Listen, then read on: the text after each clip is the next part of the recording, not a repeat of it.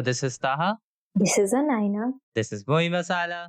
and we're here to yap at you about films we watched recently. And today we're doing Project Hail Mary by Phil Lord and Christopher Miller. And War 2, directed by Ayan Mukerji. Okay, so I'll start with Project Hail Mary, the film that came out this week. Hi, Grace. You're in a ball. So Rocky, no Diane, Grace atmosphere. I come up. Oh, you're coming up. Foreign body detected. Grace and Rocky, big science. How to kill astrophage together. I keep going this way? This room boring. Science, save Earth, save Earth. Good plan. What this down here question? It was anticipated very much. So when I was doing we were doing our list for the most anticipated films of the year, this film came up a bit. But because it wasn't something I was personally looking forward to that much, it wasn't on my list. Mm-hmm. That being said, it's directed by Phil Lord and Christopher Miller, people who were behind the Lego Movie, Cloudy with a Chance of Meatball, 21 and 22 Jump Street films I deeply adore. They've also helped with the Spider-Verse films. They're kind of exceptional at bringing a lot of these properties into new lights, working with so many different things and creating these elaborate franchises out of them. Yeah, I'm thinking of Cloudy with a Chance of Meatballs, and I absolutely love that franchise because of how different it is for animated films and how funny and I remember watching it the first time and it was it felt like a breath of fresh air from the whole severeness of Disney, if that makes sense. Also a sci-fi film to a decent extent. And speaking of it, this is again also a sci-fi film, also written by Andy Weir, who wrote The Martian, which was starring Matt Damon, Oscar-nominated Martian. Okay. So these were the things I was bringing in before watching this film. I had not looked at the trailers. People had said the trailers were a bit spoilery and stuff like that. So, and I don't really have a habit of watching trailers that much for most films. So going into this, knowing it's starring Ryan Gosling, who I have grown to love a lot, I'll be honest. I think that man can really act. Oh, 100%. He's at this point displayed such a range of acting. He's done the rom-com, he's done the comedy, he's done the action, and he's obviously done drama with The Notebook. Not to forget things like Blade Runner 2049, Drive, also great, very artistic films that he's also done incredibly well in. So a lot of things that I'm bringing into this film.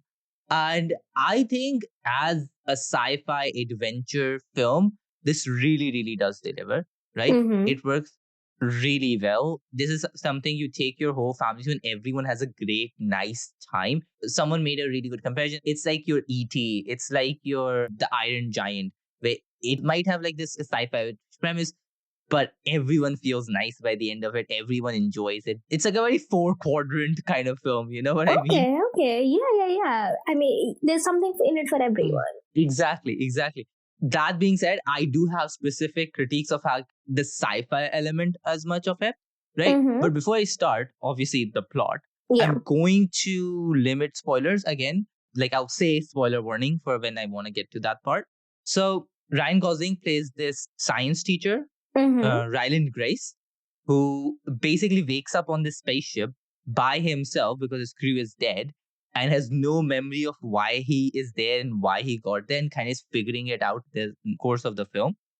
And he's having flashbacks as well on his past, and the whole history of why he got there, who he is getting revealed to you slowly within flashbacks. You don't necessarily see Ryan Gosling react to these flashbacks. You're just, whenever the flashback happens, you're meant to assume Ryan Gosling is remembering it again.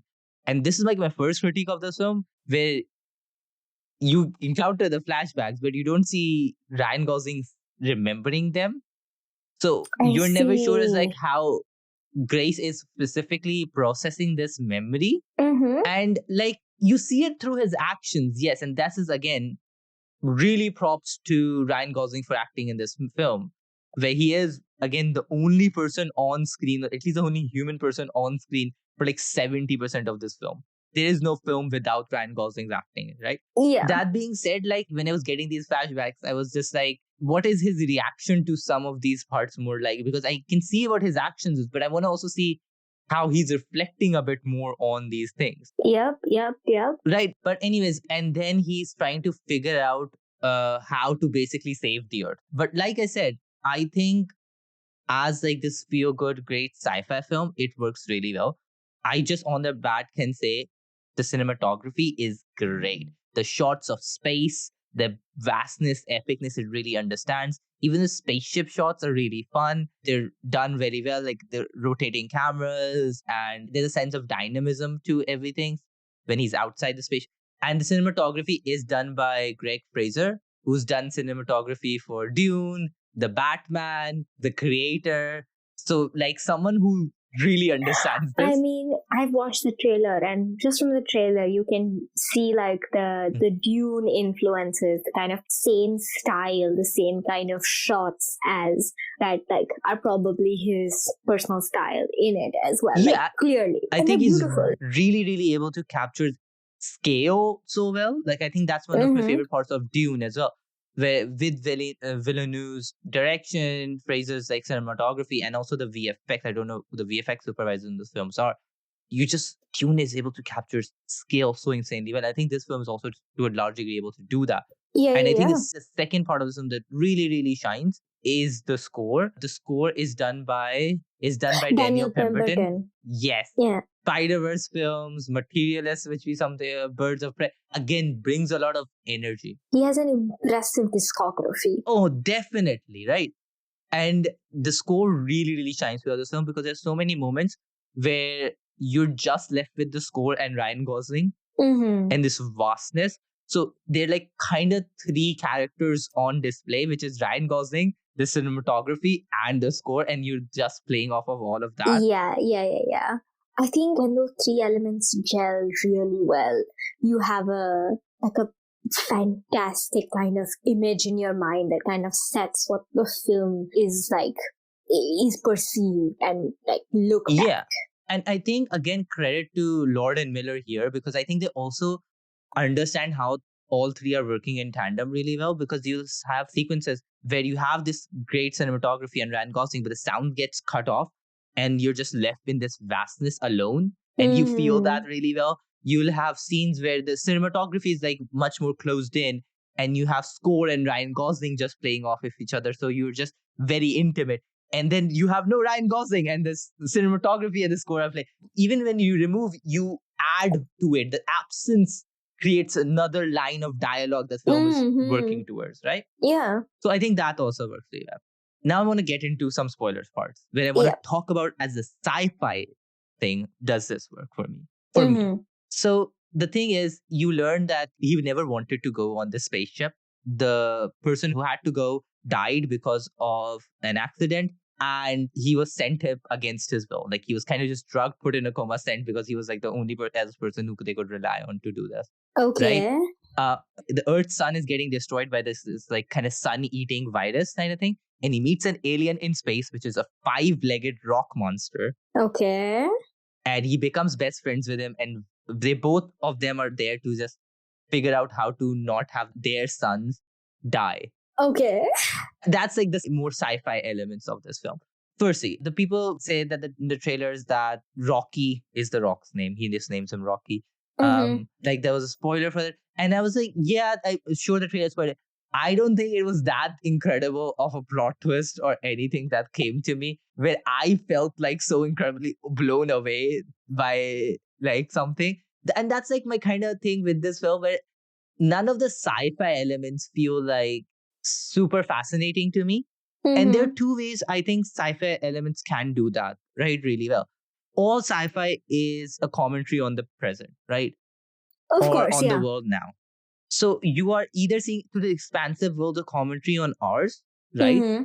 Like something like Dune, again, coming back to it. That does, like it is Star Wars. There's this expansive world that you're living in. That's what the sci-fi creates, is the full breathing understanding of where you can go. Yeah, and it's also written as like a reflection on the real world situation. It creates a world of its own, but it's also like a reflection of the current world and like whatever the author or the writer finds specifically wrong or something that, you know, is social and political and economic situations. Yeah. So in Dune, like that's the dangers of religion, that's messiahs, there's like inter factions and infighting between them. There's a lot. In Dune, there's so much. But like Star Wars, there's like fascism, heroes and all of that. There's a lot happening, right? And then you have sci-fi, which is much more focused on like solving a problem. Again, just going to another of his previous with The Martian, talking about like isolation, like perseverance, all of those things. But also it is still commenting on like something, right? I'm thinking of Arrival as well, also directed by Denis Villeneuve. Yeah, 100%. But it's also commenting on something about human nature. And that's a specific sci-fi premise that it's exploring much more so, right? And one of the best quotes I've heard about sci-fi is, a good sci-fi doesn't think of the car, but rather the traffic jam. Yeah. That makes so much sense. Yeah, and my thing is, the sci-fi here doesn't feel like it's giving me anything that's like making me think outside of it, making me really see the situation in a different light or in a new way or in something that feels innovative or new or anything like that very specifically. Yeah, when I saw the trailer, so I did see the trailer, so I do know that Rocky exists. There wasn't a big ooh moment. It was just okay. And which just goes to show what you're saying about like nothing new, nothing innovative. Because sure, little rock thing, alien quote unquote, that you have to figure out how to speak to. You don't know its language, and then you figure out a way to talk to each other. And that's about it. And then you together have to save the world. Okay, fine. Yeah, and I don't think as sci-fi it gave that much to me. Even with The Martian, there were scenes in The Martian I still remember, only having watched it once 10 years ago now. Like, I remember him puncturing holes in its suit to kind of go from here to there. It might be just on the tip of like implausible, but like, it keeps me thinking. The potato scenes or him talking about how you solve one problem at a time and things. I think this is also where the film really connects. Like him as a science teacher learning, but I personally didn't feel like enough of his science teacher came out not in the flashback. In the flashbacks, I think it was really there. Post flashbacks, like in the ship, like I think that's where it was struggling as well. Yeah. So I think as a sci-fi, it gives me some things that I was like, it's good. It's just not as a sci-fi incredible in any way. So to finish off, like really quickly, right? I think again though, I would still watch it. I still recommend it. This is a good feel good. Like you're not gonna have a bad time watching this. Also, like James Ortiz plays Rocky, which is very fun. Rocky is so endearing. Like he's genuinely, you love this Rock. He looks adorable. It's revealed to you this Rock has been alive for like over 200 years probably. As like a healthy marriage, is like a very smart guy, but you're like my baby. You're so baby girl. I love you so much. I mean, I would have assumed he is baby girl. And then Sandra Hüller is in this as well as this like big government person who's managing everything. Sandra Hüller from Anatomy of a Fall, Zone of Interest. Great She's actress. just fantastic. Yeah, as well. Yeah. It is again about two people who don't know each other overcoming their differences to help save each other. I do think, although in the ending as well, it's just two beats too many, the third act. Like, where he saves them, then you're like, he's dead, then he goes back to save them. And like, it feels like it has two endings, like two big emotional scenes, endings, and it's just too many. Then you don't have the full realize. I didn't love how it ended. Yeah, and this film is also like 2.5 hours long, right? Yeah, which is it feels like a bit too long with that extra editing, right? Although relatively, it flies by. It genuinely is very quick. It flies by. It's just additional extra things that I don't think need to be. Okay. But yeah, honestly, all of that said, Ryan Gosling, phenomenal acting. Like, this man genuinely is underrated in my opinion to a degree because people just don't see him as a versatile, talented actor that he is. Cinematography, direction, everything really works for this film. I just don't think as a sci-fi thing, it was my favorite like sci-fi film. But as a film, it is very good. Okay, yeah. I mean, it is on my watch list, so I am kind of looking forward to watching it now because I have grown into the whole sci-fi genre and I like Ryan Gosling's films. I think he just does a fantastic job of whatever he's given. I think after Ken, that man has endeared himself to everyone. 100%, yeah. And I'm glad he's getting to do like a whole range of films now. But yeah, okay, so... Can we find a segue? I'm trying to find a segue. And okay, the segue is that the film I watched, I have similar thoughts about it, but like for the opposite things. And I also don't have as many good thoughts, if that makes sense. A segue was attempted here. I tried. I really tried. Okay, so like I said earlier, I watched War 2. It's directed by Ayan Mukerji. मेरी नजर कब से तुझ पे है Kabir India's best soldier raw का best agent तू था अब नहीं तू मुझे नहीं जानता It's part of the Yash Raj Films Spy universe, which is like a huge production company in Bollywood. So first of all, I didn't know Yash Raj Films Spy universe existed, but I have... There's always a universe. Do you think it is just for Bollywood to create film franchises out of relatively nothing? Yeah, and I slowly realized I have watched quite a few of these, and it started all the way back in 2012. I don't think it started as a franchise in 2012. I think once they started making the film, they're like, maybe we can connect all of these. So like, they are Ek Tha Tiger, Tiger Zinda Hai, The First War, Pathaan, Tiger 3, and then now War 2. And I'll speak about this later as well. But basically, like the MCU, but with these Indian spies who work in the army or in RAW, which is the Indian Intelligence Agency. So much like the MCU, it is also military propaganda. And let me get to it. Let me get to it. Oh, it's the propaganda. Thick. It's thick and juicy. Okay, so I'm gonna go over the plot, even though it's so complicated. But basically, War 2 begins with Hrithik Roshan's character, Kabir, who we are, familiarized with already from War 1. And he basically operates as this mercenary who is hired privately. He's like a freelance mercenary and a hitman. Basically, he kills who you ask him. In this economy. I know, right? And basically, where the story kicks off is when he is attempted to be recruited by this international cartel called Kali, and they're extremely secretive, and they're built up as a kind of puppet masters who hold the strings to all the world's money and power and industry. Illuminati vibes, basically. Exactly. Yeah, very Illuminati vibes. Okay, yeah. Basically, they want to recruit him permanently, and one of his first tasks is, spoiler, to kill his mentor, who he has apparently turned against in the eyes of the world. And then what follows is like a series of action sequences as he joins Kali but simultaneously tries to take them down, so basically infiltrate them to take them down. But then he's foiled when this character Vikram, or Raghu, as we find out later, played by NTR Ramarao Jr., who was in RRR, enters. Noted. And I'm not going to say much more about the plot, firstly because of how complicated it is and how confused I myself was while I was watching it, and second of all, because there is a genuine fun in trying to figure out who the spies are and who is working for who in this film, because that's genuinely what keeps you going for almost 3 hours. I have a question. Yes. This sounds so much like a Mission Impossible plot line. Yes. If you read reviews of it online, you will see almost all of them comparing them to Mission Impossible. But in a strange this is like way. Ethan Hunt has gone rogue, but he's working with someone who's gone even roguer. And who is the actual person who is the problem? It's exactly that.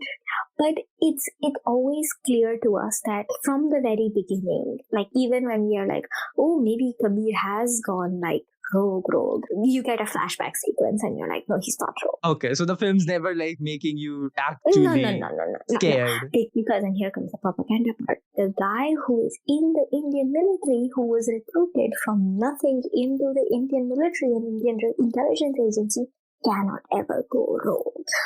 Because his motto and his mentor's motto is India first. Of course.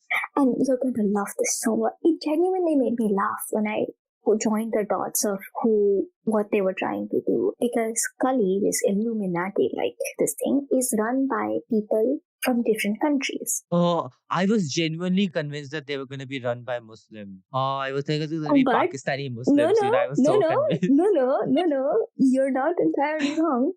The people who run Kali are from Pakistan, Bangladesh, Myanmar, China, and Russia. Ah. Is something making sense? Yeah. Is something making sense?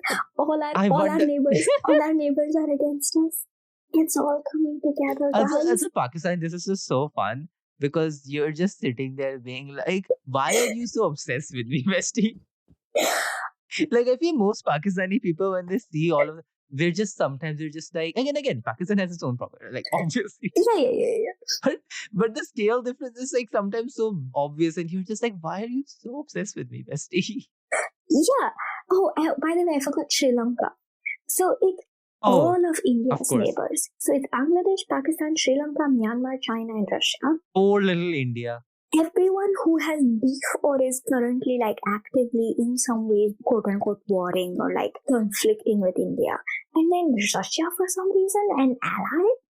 I think they just threw that in as like a red herring. Like, no, we don't mean just our neighbors. But it basically, it's kind once you figure it out, once a sane person who can see the propaganda can figure it out, you can tell that it's all our enemies are against us, and there are moles inside our country as well, because obviously one of the guys who's also the head of the cartel is Indian as well. So it's like, it's fantastic. And then there's this bizarre plot line towards the end of the Kali wanting to kill the Indian prime minister so they can place their own puppet prime minister and run the strings of, of India and, make it like their lackey for world domination or something. And then you see the prime minister come on screen and you're like, guys, I think you're being a little bit too obvious. How so? Please because he tell looks me. exactly like our current prime minister. Oh, amazing. Yeah, why be fictional when you can, be on the nose? Yeah, exactly. So I think this is a very clear propaganda film in the not good way, obviously. As I've said before with a lot of other Bollywood films, I'm thinking of Chava. That one specifically pissed me off. But this one actually managed to entertain me because I just found it so funny how obvious it was being. Yeah, no, I understand that. It can be so bad that it just loops on around itself to becoming like fun and entertaining.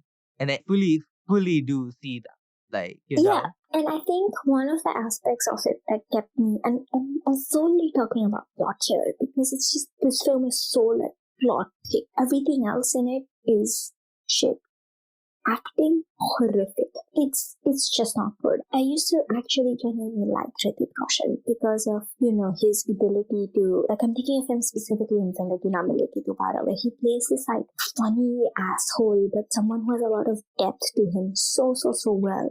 I mean, it also has Anil Kapoor and Bobby Deol, who are good actors in my opinion. Oh, Bobby Deol actually doesn't play such a big role. He only comes in the post-credit scene, which is what I was going to get to about the universe thing. But yeah, Anil Kapoor actually doesn't do a bad job. He manages to get this like stoic yet kind of shady like military guy quite well. But yeah, I think the main character is essentially like Hrithik Roshan and NTR. The only thing I was ever convinced in their acting is their quote-unquote romance, which at some point was just a romance. There is a whole dance sequence where they are, making eyes at each other and dancing quite like suggestively, might I add. Top Gun special.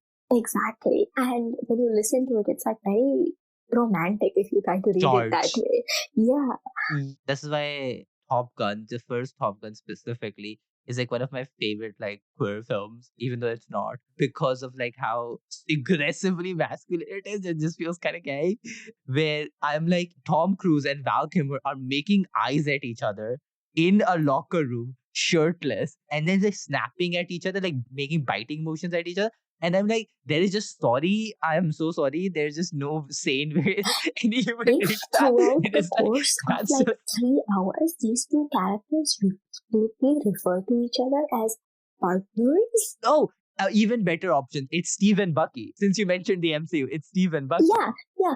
And they have this like deep backstory together where they were like best friends and lived on the streets together and this and that. But the thing is, like, they set up this romance and this like quote unquote romance so well. But the chemistry that should be there, you should have chemistry for that as well, right? The chemistry for that also isn't there. And that also owed in part to the fact that it never seems like they were actually filming together. Like it always feels like one of them was CGI'd in. Oh, that Yeah, that's really sad. and bad CGI. Like compositing, you mean more Yes, specifically? yes, Yeah. yeah.